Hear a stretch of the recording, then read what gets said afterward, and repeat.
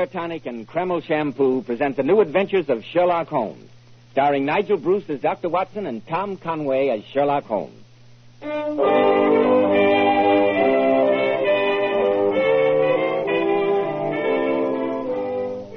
Well, once again, it's Monday night and time for the pleasantest of all doctor's appointments, our weekly visit with that splendid host and incomparable storyteller, Dr. Watson. Good evening, Dr. Watson. Ah, there you are, Mr. Bell. Punctual to the minute, as usual. Draw up a chair and sit down. Thank you. That's it. All ready for tonight's new Sherlock Holmes adventure, Dr. Watson? Yes, my boy. I was just going over my notes on the case before you arrived. It was an adventure that started off on a note of gaiety and ended in one of the most bizarre tragedies that we ever encountered. I call it Murder in the Locked Room. This I've got to hear. But first, men, the good old summertime is here again. And after a day spent at the ballpark, on the golf links, or just loafing under the sun, does your hair look as stiff as a straw, dry, matted, and tangled? Then don't make the mistake of plastering your hair down with greasy, sticky goo. Instead, put Kreml Hair Tonic on the job. Kreml is that famous modern hair tonic, such a wonderful, natural-looking hairdressing. Kreml has just enough light oils to keep dry, stringy hair neatly groomed throughout the hottest, most humid summer day. Yet Kreml never leaves the hair looking or feeling greasy. It never leaves any unpleasant odor. Kreml always feels so clean on both hair and scalp. Kreml is able to give you all these advantages because it contains a special combination of hair grooming ingredients which is found in no other hair tonic. So, men, make Kreml a daily must this summer for that handsome, clean-cut look from morn till night.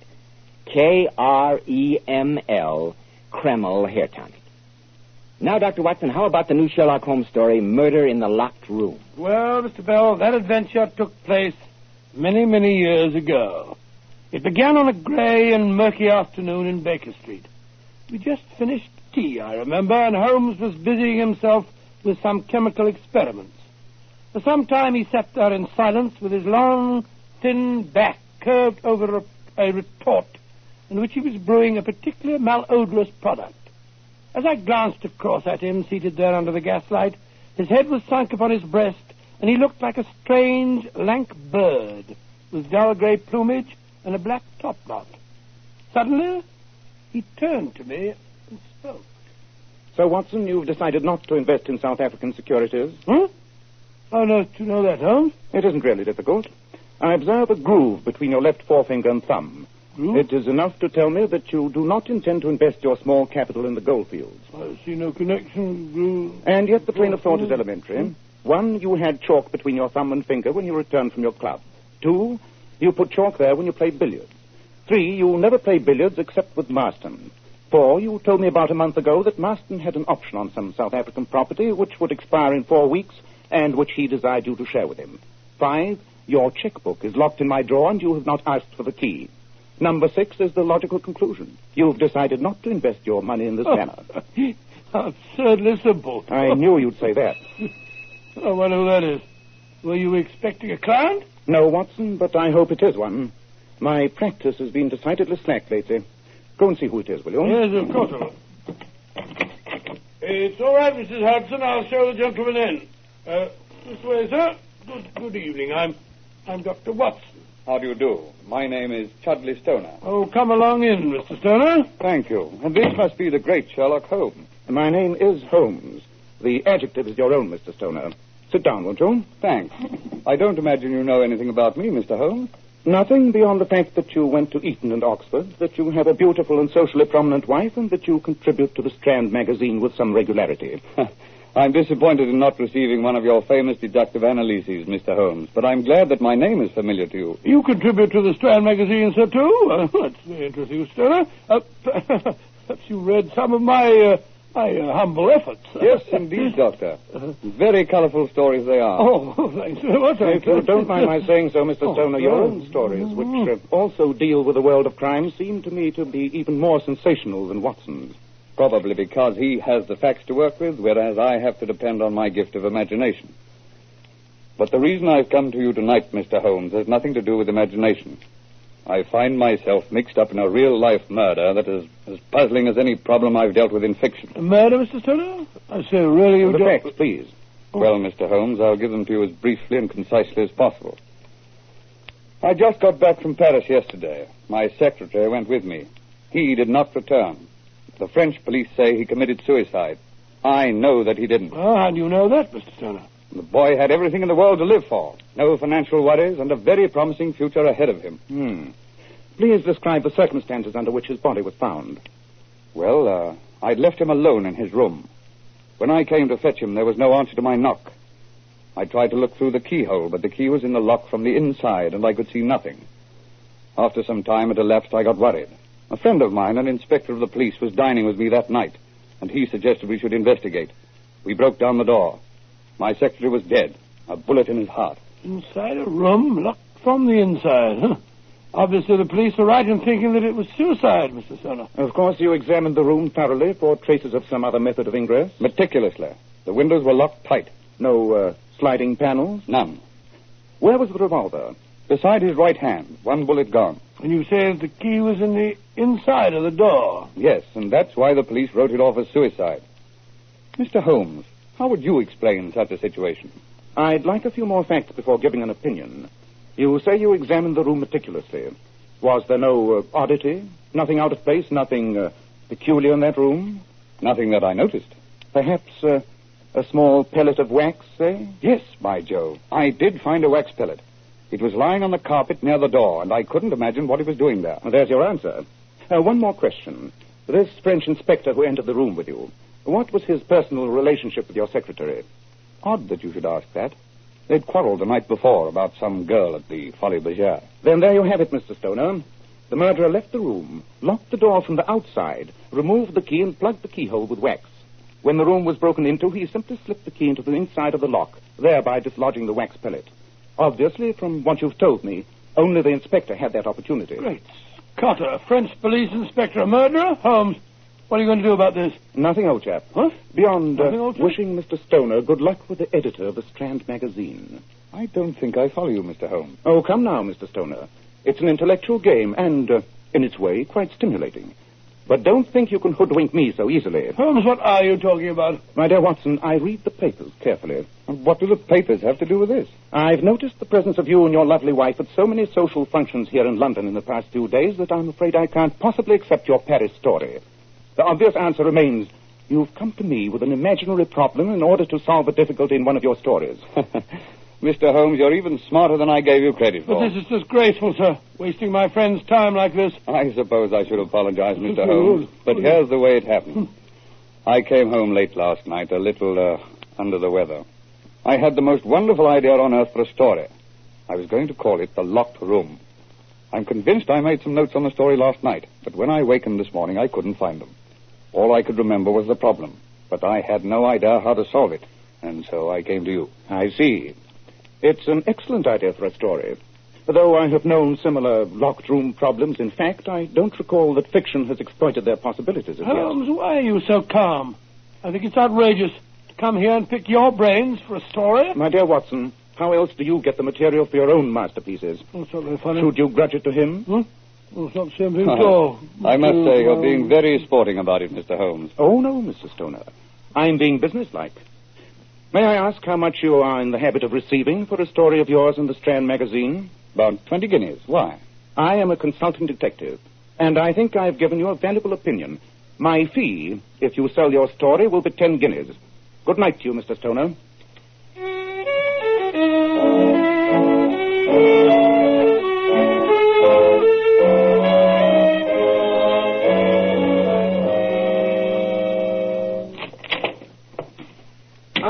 There you are, Monsieur Stoner. A remarkable deduction, Andre. Yes, here I am. I've spent all afternoon searching for those notes on the story. I could not find any trace of them. And yet I could swear I did some work when I came in last night. You are sure I didn't give you some dictation? Oh, quite sure, Monsieur Stoner. If you will pardon my saying so, you were a little... Yes, go on, Andre. Say it. The secretary has some rights. I was drunk. That's what you mean, isn't it? Oh, I meant no offense. It'd be rather a relief if you did. You're always so infernally polite. Where's my wife? She's in the library with your brother-in-law, Monsieur Seal. Very well. I'll need you after dinner, Andre. I'm going to work on the story tonight. Yes, Monsieur Stoner. Hello, Chad. I was beginning to worry about you not being back for dinner. I stopped at the club. Good evening, Chad. Hello, Henry, and how is our master of the violin this evening? Chad, don't make fun of my brother like that. Yes, Chad, go easy. I can't learn the violin in 2 easy lessons, you know. Violet accompanied me on the piano just now. She says I'm improving. I don't doubt that you're improving. You couldn't become worse. Chad, you're intolerable. Henry's our guest. An unwanted guest as far as I'm concerned. He's been here 2 months. Why doesn't he try and get himself a job instead of mooning around here all day scraping away at his fiddle? That's the last time you've insulted me, Chad. I'm leaving here in the morning. I hope I can count on it.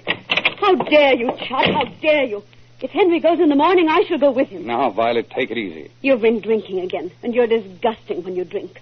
You made an absolute fool of yourself in front of Andre last night. You're very protective about him. Are you sure those calf eyes he keeps making at you are entirely unreciprocated? I hate you, Chad. I'm not waiting until the morning. I'm leaving tonight. Now, wait a minute, Violet. I'm sorry. I don't know what makes me do it. I get a few drinks and I just feel that I've got to hurt you. Well, you certainly succeed. I used to think it was the so-called artistic temperament that made you this way. Now I realize it's drink. I'm sorry, Violet, but it's not been too easy for me. Having Henry around all day gets pretty trying, particularly when I'm attempting to work. But he's planning to move soon anyway. Surely you can tolerate it a little longer. For our sake, Chad. Can't you? Of course I can, Violet. I'm sorry, dear. I'll try and be a little less boorish, and I'll watch the drinking. That sounds more like the man I married. And I'll help, too. I'll try and keep Henry out of your way as much as possible, dear. We can make a go of it, Violet. I know we can. Well, I'm going into the study. I want to jot down some notes on the new story while they're still fresh in my mind. All right, dear. Dinner will be in about half an hour. I'll call you. Fine.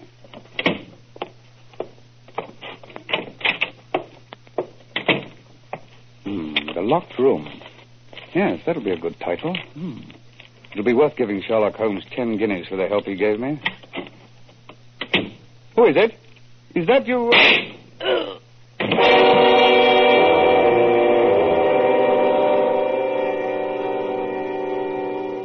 I'm flattered that you dropped by to see me, Inspector Lestrade. Not a business visit, I gather. Bless you now, Mr. Holmes. You'll have a whiskey and soda, won't you, Lestrade? Thank you kindly, Dr. Watson. Not too much soda, if you don't mind. The London criminal is becoming a dull dog these days, Lestrade. My own practice has been remarkably slow in the past few weeks. Same thing with us at Scotland Yard, Mr. Holmes. But, of course, we don't grumble at that. Now, take me. I've had an easy day today. Just come from investigating a suicide in Church Street, Kensington. Indeed, another poor devil who couldn't stand the pace of our modern living, I suppose. I suppose so, Doctor. But you'd have thought this bloke had everything he wanted. He was quite a successful writer, they tell me. A writer? What was his name? He wrote for the Strand magazine. Name was Chudley Stoner. Dr. Watson, you dropped that glass. You say Chudley Stoner committed suicide tonight? That's right, Mr. Holmes. You know him? Under what circumstances was he found? It was a routine case, sir. Locked the door on his study from the inside and then blew his brains out. The windows were locked and there were no secret panels and that kind of stuff. It was suicide, all right. The arm of coincidence is long indeed, but not as long as that. Has the body been moved? Oh, no, Mr. Holmes. I told him to touch nothing until the police photographers got there. Just to be on the safe side, you understand, sir. Splendid. Grab your coat and hat, Watson. Right, your Holmes. But what's all the excitement, Mr. Holmes? It's just a suicide. Nonsense, Inspector. I'll stake my whole reputation that Chudley Stoner has been the victim of a murder plot, as cunning and diabolical as any that I've ever encountered.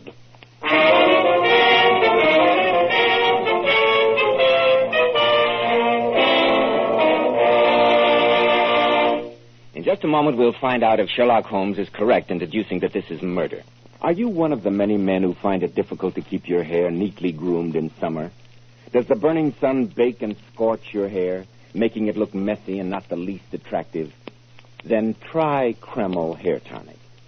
Just notice the amazing change in the appearance of your hair. You see, Kreml does lots more than just keep your hair looking handsome.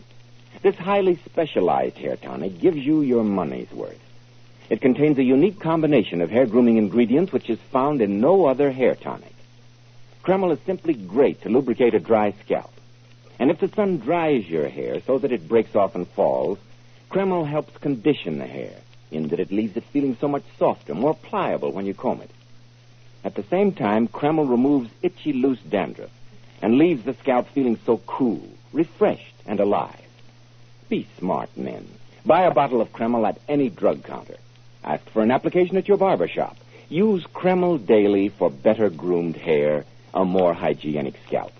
Kreml, Kreml Hair Tonic. Well, Dr. Watson, this is really one for the book.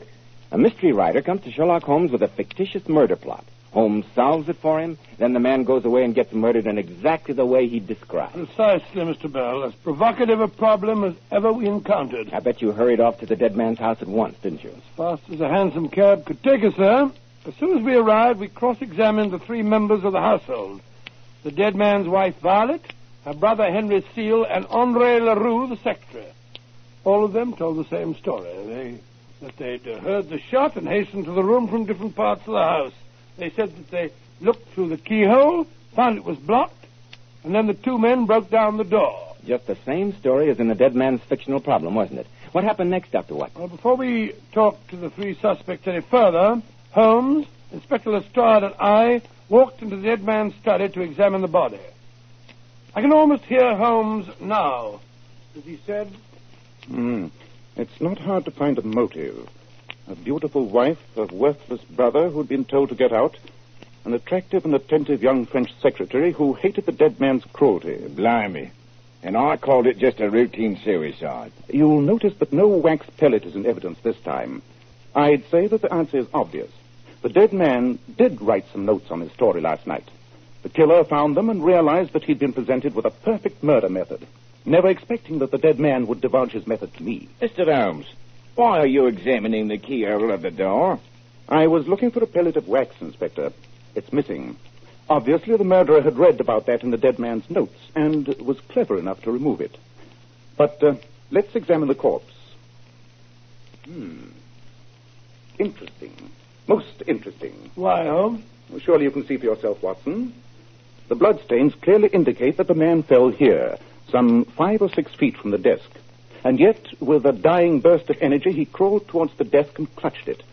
Undoubtedly, he was trying to give us a dying message. But how can holding on to a desk give a message, Mr. Holmes? And why should a dying man try to do that anyway? Remember that the dead man was a writer and a student of criminology. In his last few moments of consciousness, he probably realized I'd be on the track of his murderer. He gave us more than one clue, Holmes. Look at his body. As he fell for the last time, he upset that bowl of violets. And his wife's name is Violet. Coincidence, I think, Watson. The flowers were knocked over inadvertently as he fell. But the move to the desk was a deliberate and desperate effort. Well, if you talk about that, look here, gentlemen. Lying by his right arm. Look, that was knocked off the desk, too. It's a seal with a monogram on it. Right, Doctor. And Seal is the name of the dead man's brother-in-law, Henry Seal. Interesting, but I refuse to believe that a dying man could deliberately knock over such a comprehensive number of incriminating objects as he died. Then who do you suppose did do it, Holmes? At this stage of the case, I shall suppose nothing, Watson. We have 3 obvious suspects waiting for us. Let's question them.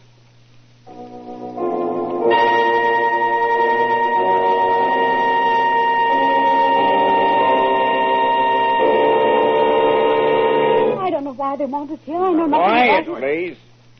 Mr. Holmes wants to ask you some questions. No, Inspector. I only wish to ask them one question. You, Mrs. Stoner, how did you occupy your time while you were waiting for the police to arrive? I was so nervous that to try to calm myself, I did some knitting. I do quite a lot of knitting for the Coast Guard men, you know. I see. And you, Mr. Seal? What were your movements before the police arrived? I sat in the library, Mr. Holmes, playing solitaire. And you, Andre? I went to my room and worked on my account books. I realized that my job here was finished, and I thought I would get my books in order. I see. That's all for now, thank you. Come along, Henry. Lestrade, Yes, Mr. Holmes. I'd like you to get me those 3 objects spoken of. The knitting, the cards, and the account books. Right you are, Mr. Holmes. I don't see that you found out much there, Holmes. Don't you, Watson? I'd have thought my line of reasoning was obvious. What are you doing? Kneading at that keyhole. You said that this time the pellet of wax had been removed. True, Watson. But even though the pellet's been removed, I'm quite sure there'll be traces of wax inside the keyhole. And there are. Splendid. I shall remove this lock and take it back to Baker Street. The murderer undoubtedly still had some traces of wax on his fingers. A closer examination of the fragments of wax inside this keyhole and an equally close examination of the knitting, the cards, and the account books should be able to give us the solution to this case.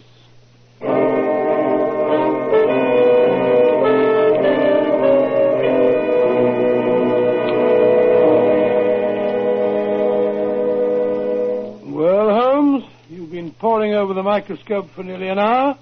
Have you got the answer? Nearly, but not quite. But you've examined all three of the objects. Surely it's just a question of finding which one of them shows traces of wax. Oh, no, old chap. Huh? It's not as easy as that. Oddly enough, the knitting, the pack of cards, and the account books all show traces of wax. Great Scott. But that means that all those people were involved in the murder. It was a concerted plan between the three of them. I think not, Watson. What? And in 5 more minutes, I'm sure I can prove to you who the murderer is.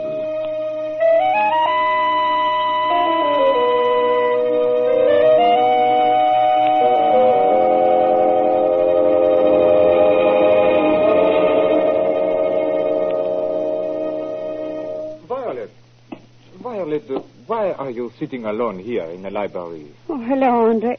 I'm so upset. They think the Chud was murdered. The inspector's still questioning Henry. I believe they think he did it. Oh, it's awful. Oh. Oh, now, don't worry, darling. Everything is going to be all right. Please, Andre. With Chud's body hardly cold. But surely now that he is dead, you always made me believe that if he were dead, we could be together, darling. I was insane. I thought he was neglecting me. That perhaps there was some other woman. But just before he died, we had a talk. I knew it was going to be all right again. But me? You mean you were making a fool of me? I was making a fool of myself, Andre. Please forget it. Forget it? No, my cold-blooded Englishwoman. I am not some stupid boy you can play with. You cannot throw me aside. I have risked my life for your happiness. Risked your... Andre! You murdered Chud. Of course I did.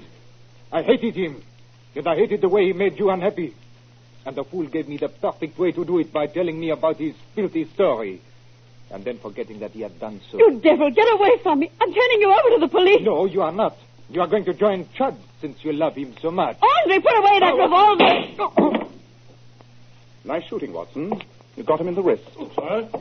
Mrs. Turner, are you all right? Yes, but thank heaven you were both behind those curtains. I'm sorry that we had to wait until the last minute to disclose our presence. But it's just as well to have witnesses to a murder confession. What do you have to say for yourself, Monsieur Leroux? Nothing. Send for your policeman and have me taken to prison. With pleasure. Watson, ask Inspector Lestrade to step in here, will you? Tell him we have a customer for him. A customer for the gallows.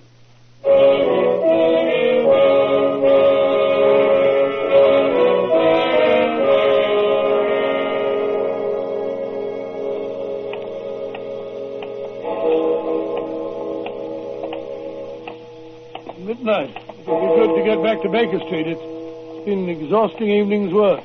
Yes, Watson. A sordid case. A shabby patchwork of discontent and hatred.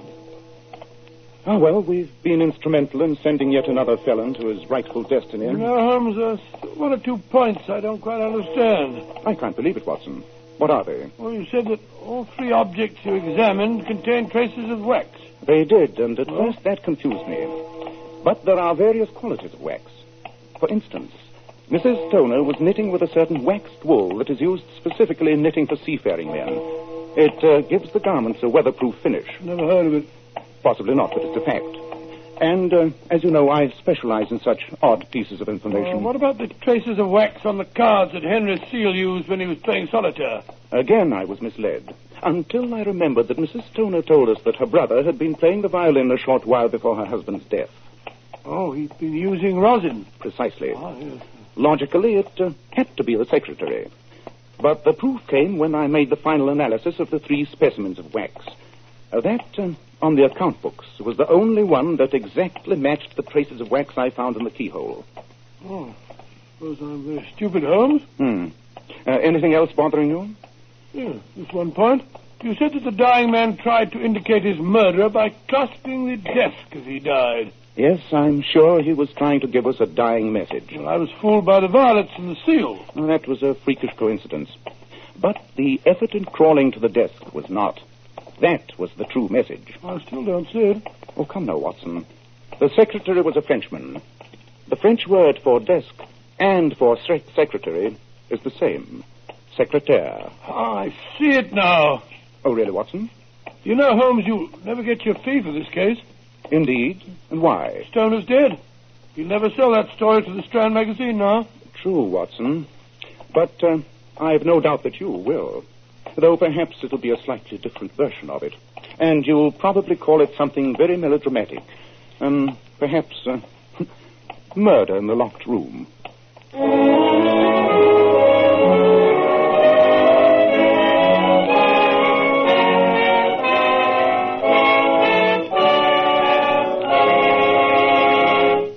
Ladies, when you want to look your radiant best, you naturally want your hair to appear just as beautiful and lustrous as it can be. So here's a tip from some of the world's most divinely beautiful girls, Powers models. Girls who are famous for their enchantingly lovely silken sheen hair. We glamour bathe our hair with Kreml shampoo. And I want to state right here and now that no other shampoo leaves the hair more sparkling clean.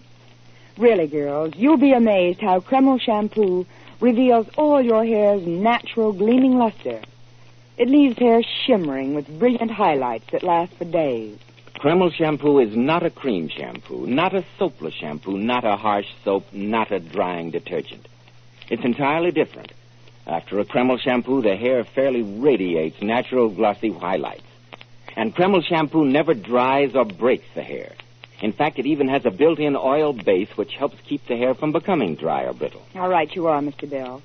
Kreml shampoo leaves the hair so much softer, silkier, with a lovely satin smoothness. The hair holds a wave better, too. So, ladies, buy a bottle of Kreml shampoo at any drug counter. See how easy it is to have naturally lustrous hair, a vision of shining beauty. Kreml, Kreml shampoo. Now, Dr. Watson, what about next week? Well, let me think next week. Next week, I think I shall tell you how Holmes and I returned to Baker Street one afternoon to find our rooms occupied by a beautiful young woman on the verge of hysteria. Well, that sounds promising. And who was the beautiful young woman? No, Mr. Bell. Mr. Bell, I've told you before about this. You'll have to wait till next week to find that out. I will say, however, that her story was horrifying enough to make our hair stand on end. I call this adventure Death in the North Sea.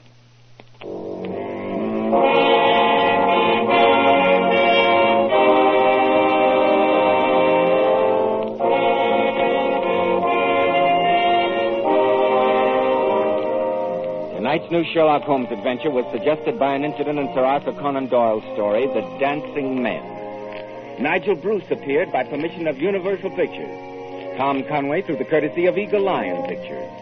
The Sherlock Holmes series is produced by Tom McKnight with original music composed and conducted by Alex Steinert. This is Joseph Bell speaking for Kreml Hair Tonic and Kreml Shampoo and inviting you to be with us next week at this same time when Dr. Watson will tell us about Death in the North Sea.